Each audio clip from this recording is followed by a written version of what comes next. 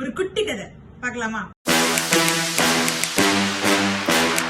Hello everyone. Prema எப்பயுமே காலையில எழுந்து பரபரப்பா 2 டிஃபன் பாக்ஸை வச்சு லஞ்ச் பேக் பண்ணுவாங்க. 2 டிஃபன் பாக்ஸ்லயும் ஒரே மாதிரியான லஞ்ச் தான் இருக்குமா.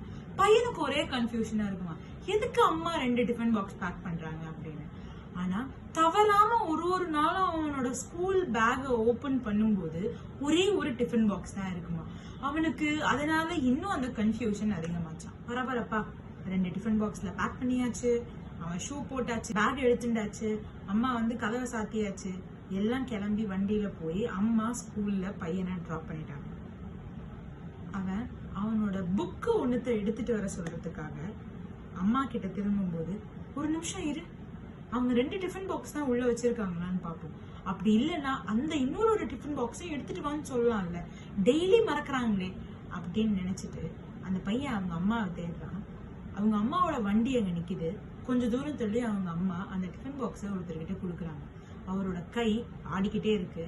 அந்த டிஃபன் பாக்ஸ் அவர் வாங்கி ஓபன் பண்ணும்போது அவரோட மூஞ்சில அப்படி ஒரு சந்தோஷம். அப்பதான் அந்த பையனுக்கு புரியுது, நம்ம ஸ்கூலுக்கு எதிர்த்தாப்புல இருக்கிற அந்த ஒரு அங்கிளுக்கு அவங்க அம்மா டெய்லி சாப்பாடு கொடுக்குறாங்க அப்படின்னு. அதனால அடுத்த நாள் காலையில எப்பயுமே அவங்க அம்மா எடுத்து வைக்கிற அந்த 2 லஞ்ச் பாக்ஸ அவன் எடுத்து கொடுத்து. இதுல நம்ம என்ன தெரிஞ்சுக்கணும் அப்படின்னா, kindness is always worth to pass generations and generations.